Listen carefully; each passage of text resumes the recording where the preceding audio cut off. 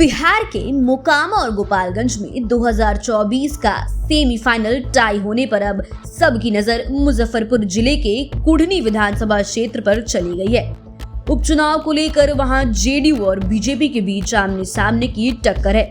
मुकाबला दिलचस्प के साथ ही प्रतिष्ठा का भी है। दरअसल जेडीयू और बीजेपी दोनों ही पार्टियां पहले एनडीए में थी, लेकिन बाद में दोनों बिखर गई और अब कुढ़नी में आपस में ही फरिया रही हैं।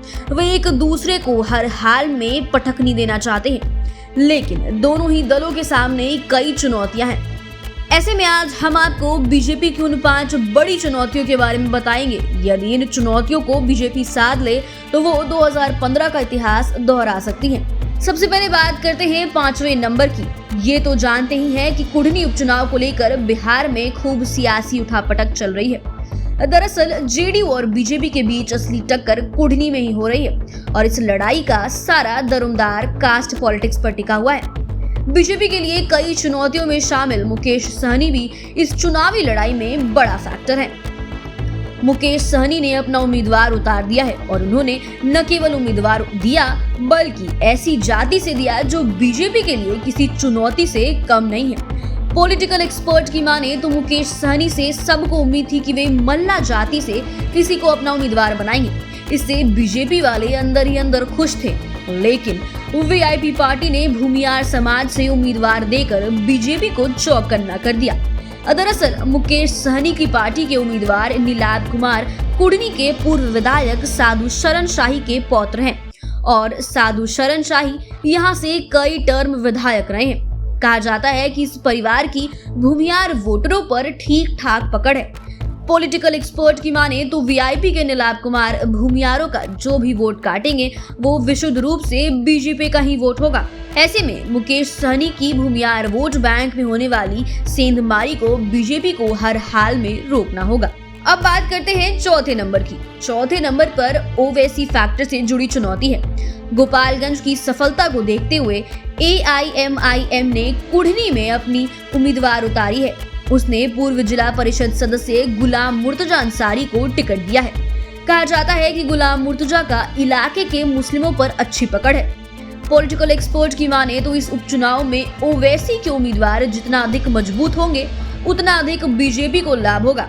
ऐसे में बीजेपी की यही चाहत है कि ध्रुवीकरण के मुद्दे को जोर शोर से हवा दी जाए। इससे एआईएमआईएम की ओर से मुस्लिम वोटों का झुकाव हो सकता है। चूंकि बीजेपी गोपालगंज उपचुनाव में देख चुकी है कि एआईएमआईएम से उसे कितना फायदा हुआ है और बीजेपी गोपालगंज के इतिहास को बेशक दोहराना चाहेगी। अब बात करते हैं तीसरे नंबर की। कुढ़नी में लव कुश जाति भी बड़ा फैक्टर है और आज की डेट में ये सब पूरी तरह नीतीश कुमार के साथ है। कुढ़नी में कुशवाहा वोटरों की संख्या 20,000 तो कुर्मी वोटरों की संख्या 10,000 है। पूरा खेल 30,000 का है। जेडीयू ने यहाँ से लव कुश समाज से आने वाले मनोज कुशवाहा को टिकट दिया है। ये एक बार 2010 में विधायक बन चुके हैं, मंत्री भी रहे हैं। इन्हीं की तोड़ के लिए बीजेपी को उम्मीदवारी पर कई दिनों तक मत्थापच्ची करनी पड़ी। इसके लिए प्रदेश इकाई से जो नाम पैनल में भेजे गए थे उनमें एक केदार गुप्ता तो दूसरा बसावन भगत का था। बसावन भगत कुशवाहा जाति से आते हैं। लव कुश वोटरों को एकजुट रखने के लिए बसावन भगत पर बीजेपी किस्मत आजमाना चाह रही थी, लेकिन अंतिम समय में वो रिस्क लेने को तैयार नहीं हुई। इस तरह बसावन भगत को टिकट नहीं मिल सका। ऐसे में लव कुश वोटरों को अपनी तरफ मोड़ना और नहीं होने की स्थिति उसके विकल्प में दूसरी जाति के वोटरों को अपनी ओर शिफ्ट करना बड़ी चुनौती होगी। इसके लिए बीजेपी को अनुसूचित जाति समेत अन्य पिछड़ी जाति पर फोकस करना होगा।